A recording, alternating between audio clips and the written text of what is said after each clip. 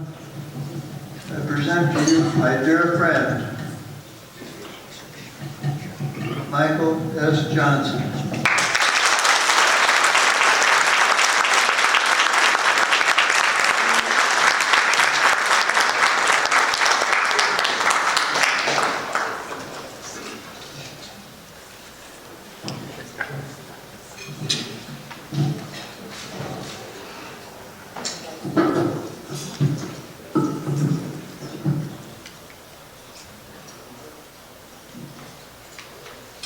Thank you for that nice introduction, Andy.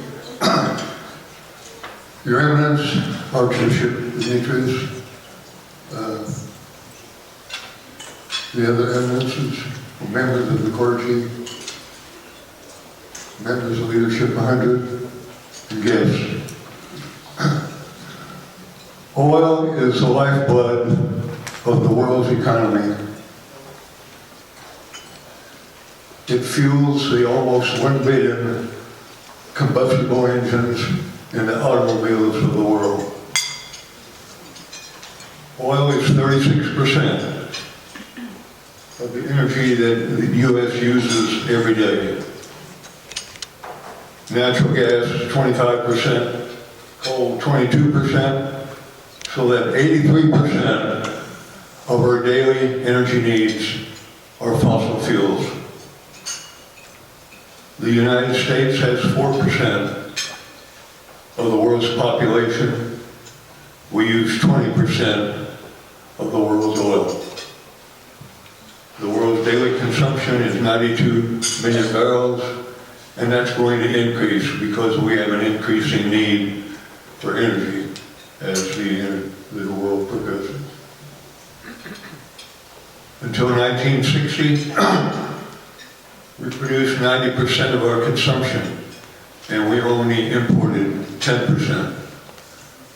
45 years later, we were only producing 40% of our consumption, and we were importing 60%. Yeah. That was 10 million barrels a day that we were importing. There were times in 2005 in that era when oil was $100 a barrel. We were spending $1 billion a day importing oil. Oil is affected by world events. Until the middle 60s, oil was $5, $10 a barrel. But then the first surge was the Yom Kippur War, where we took the side of Israel. And the Arabs put an embargo on us, and oil shot up to $60 a barrel. In addition, that was when the Iran-Iraqi war occurred. The next spike was the Gulf War, and it was followed by 9/11.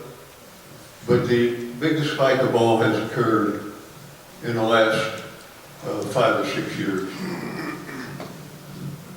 It is where China has become a world power, and their need for oil has exceeded expectation. It also is because of the Iraqi war that caused an oil, part of the reason why oil increased in price.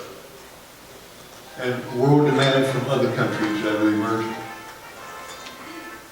Hugo Chavez in Venezuela has caused some problems. When Katrina happened, it shut down every refinery in the Gulf Coast. And that was for a period of several months, which caused an oil shortage. But finally, the worst of all is the Israel versus Iran crisis.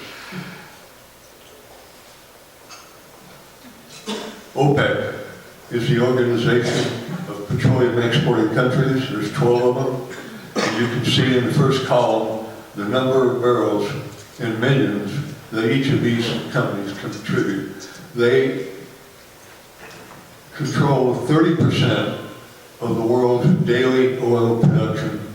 By doing so, they also establish the price. You can see in the third column that Saudi Arabia and Iran and Iraq, with the huge oil reserves that they have, and compare that to the anemic amount that we had, only 24 billion barrels.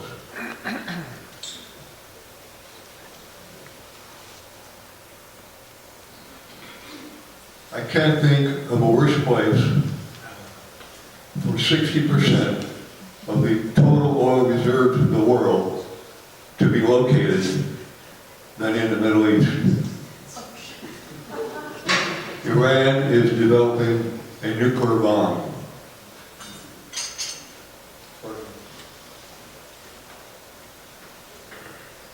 Israel, which is 500 miles westward, has been threatened by Iran, and their annihilation has been threatened. Of course, Israel has responded that they will bomb the nuclear facilities in Iran. Israel has no friendly neighbors. Syria, Lebanon, the Gaza Strip, Egypt, are all Muslim countries. The Persian Gulf is where 40% of the daily needs of oil for the world, that's where it passes through. From there it goes through the Strait of Hormuz and then on to world markets in Asia and Europe. We have our 5th Fleet stationed at Bahrain.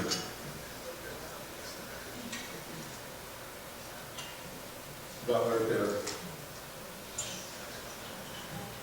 The Iranians have threatened that if war breaks out, that they get bombed, that they're going to mine the Persian Gulf.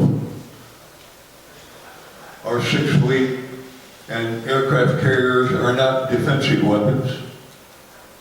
Probably would attempt to clear the mines that the Iranians are going to put in the water. That's real confrontation, folks. This is a powder keg. Whoever controls the Middle East and Iran is attempting to become the dominant power in the Middle East.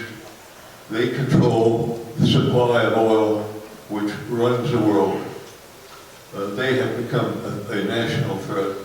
And I hope that the sanctions that we're imposing will settle the matter quietly.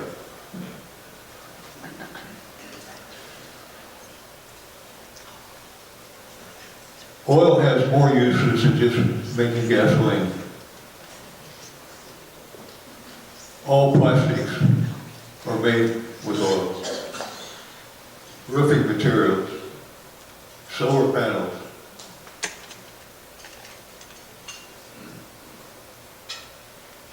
plastic auto parts, clothing, fleece, polyester and nylon, asphalt for roads, pharmaceuticals, children's crayons, paint,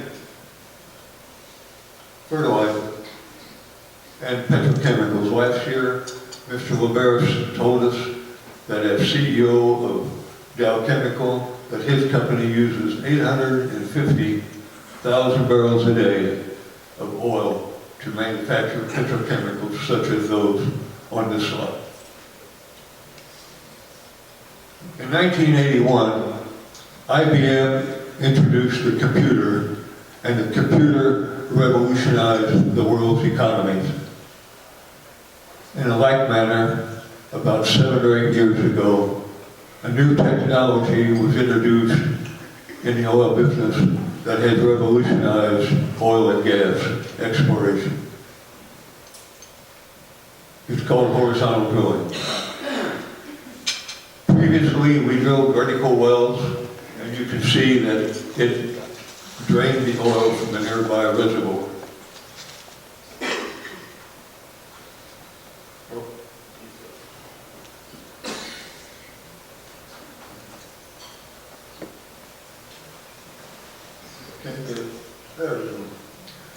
The new technology is horizontal drilling. A horizontal well now can be drilled away from the vertical. It can go out maybe 2 miles, 10, 12,000 feet. The diameter of that hole is that big. It's 5 inches.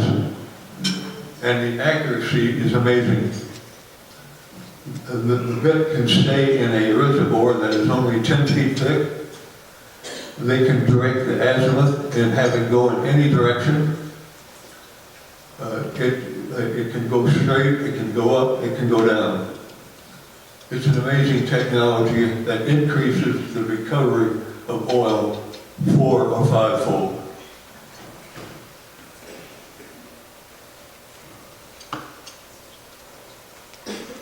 One of the pioneers in developing the horizontal technology is George Mitchell from Houston, Galveston.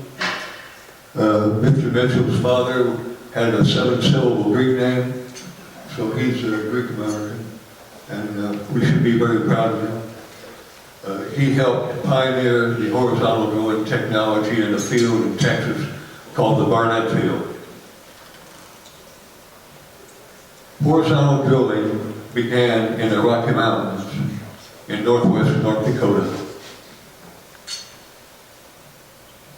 It began in a field shown in green near the North Dakota border. It was in Montana. And this is the first place in the Rockies where horizontal drilling was working. And this field was developed, has developed 550 horizontal wells. It's 40 miles long, has reserves of 250 million barrels. It is one of the largest oil fields in Montana. This happened 2003, 2004. I was involved in part of that drilling, and I used it as a model because I thought that maybe I could duplicate the geologic setting that produced that oil in another part of the Williston Basin. And if you look to the right, there's another square there that is in yellow, and that is the area that I selected. And the next slide is a blow-up of that spot.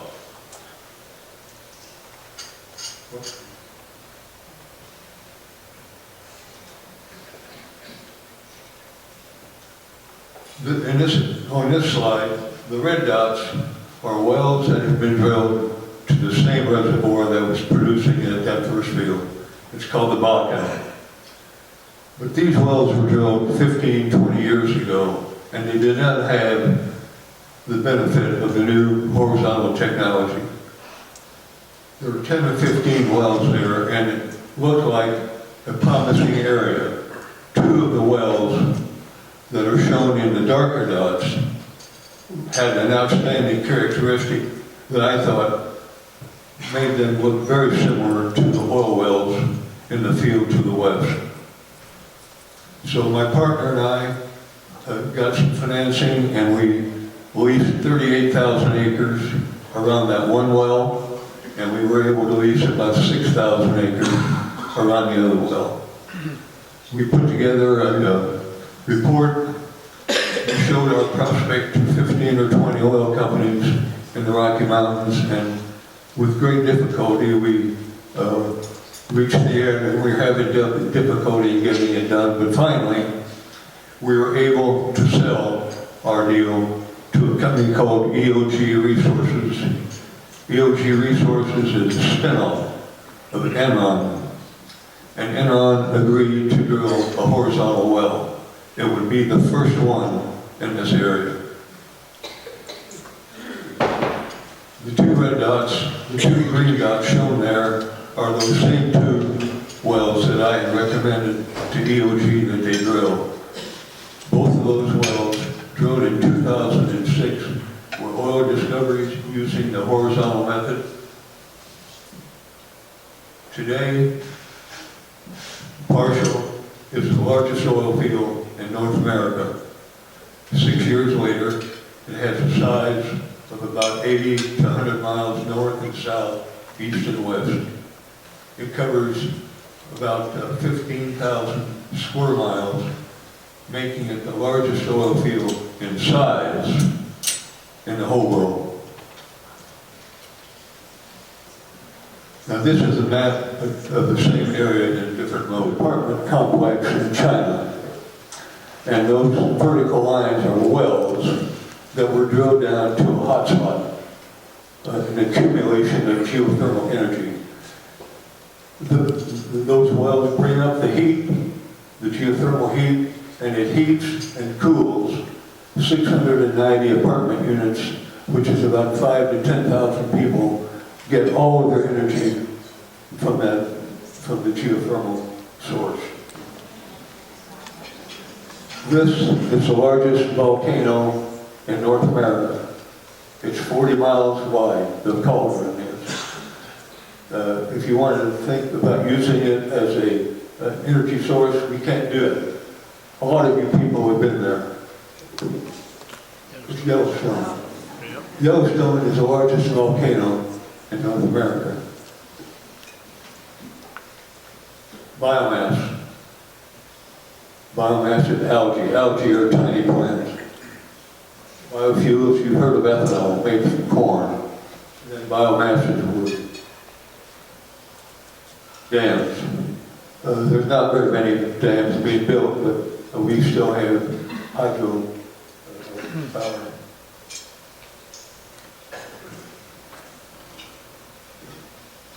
Now, in closing, what I've done is I've developed what I call my future energy demand chart. And what I'm trying to do is show you how I believe our future energy needs will be met. The line on that drawing is shows an escalation of the use of energy in the U.S.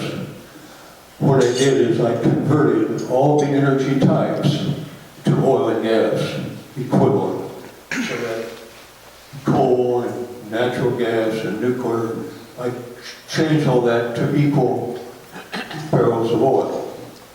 And if you look at 2013, what we use is the equivalent of 52 million barrels of oil. 18,600,000 is crude oil. The rest are the other energy types. Now this is 2013. Oil and gas at the bottom in green is 36% of our energy needs in the U.S. You can see that I've separated out the imports because imports got to be almost half or more than half of our crude oil use. Here's where I think oil is going to go. I think oil is going to go up to 40%, and then it's going to drop off.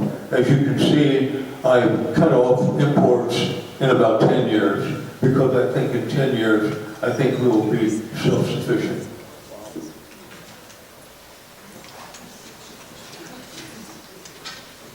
Natural gas. Natural gas is a clean fluid. It doesn't have, it's not the polluting energy like oil is and like coal is. So I've left natural gas to be the same all the way for the next 50 years.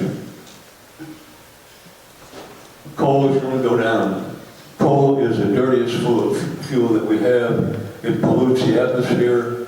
It causes global warming. So you can see I've decreased it to maybe 10%, and even 50 years from now it'll probably be less than that. Nuclear is a question mark. We haven't built a nuclear plant in America in 38 years. I don't know if there's anybody in America that knows how to build one. And we wouldn't know what the cost is anyway. So I left nuclear the same. I left it at 8%. And the same for hydroelectric. We haven't built a lot of big dams recently. So you see the void that's there. And that void is the renewables. That's the wind, solar, geothermal, it's electric cars, it's gas-driven cars, natural gas, it's battery-driven cars, it's hydrogen. And I've given it 13% in 25 years. 25 years from now, 13% of the energy that we use every day will be renewables.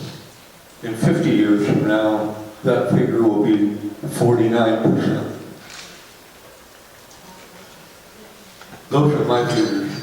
There's a lot of estimates put in this, but I think the general thing that you should need to know is that it's oil and gas that is going to be the bridge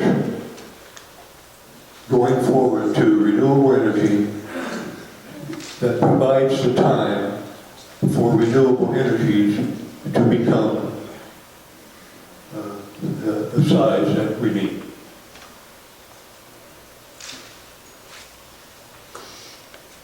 It gets cold in North Dakota.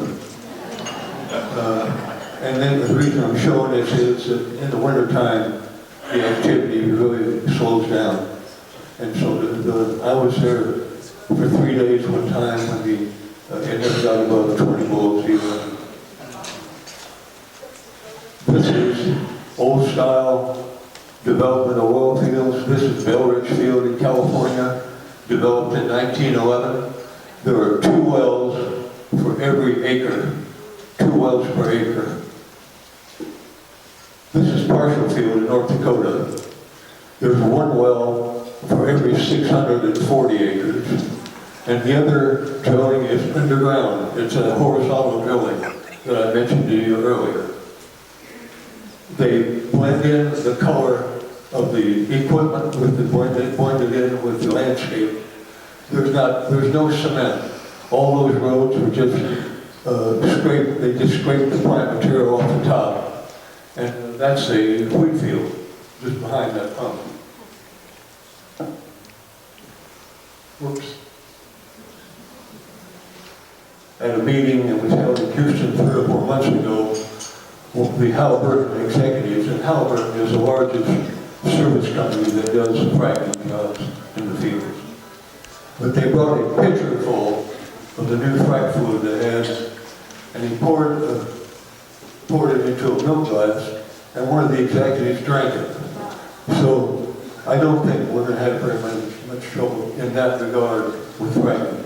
A lot of people have concern about fracking, but I hope that they all see that it's not as serious a problem as we believe it is.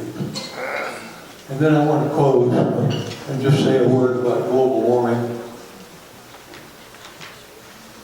I belong to a study group in Denver. It's called the Climate Change Study Group. And we have about 125 members. They're chemists, they're physicists, they are engineers. We have weathermen who report the weather on television. We have geologists, geophysicists. We have people from academia. We have people from state institutions.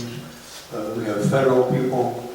We have the chief scientist of NOAA as a member of the group. I believe global warming is a complex science. There are 70–80% of the people that belong to my study group, they really believe that it's anthropogenic. 80% of the people in this group believe that we are causing the global warming to occur. But there's 10 or 20% that are the doubters, and that's where we stand. But the point I want to make about global warming is that we don't want to get a carbon tax. I was in London 4 months ago. The price of gasoline in London, England is $11 a gallon. They do that for no other reason than to get their citizens to quit driving cars. They don't want to pollute the atmosphere. That's why you have carbon taxes. That's why the rest of Europe have similar taxes.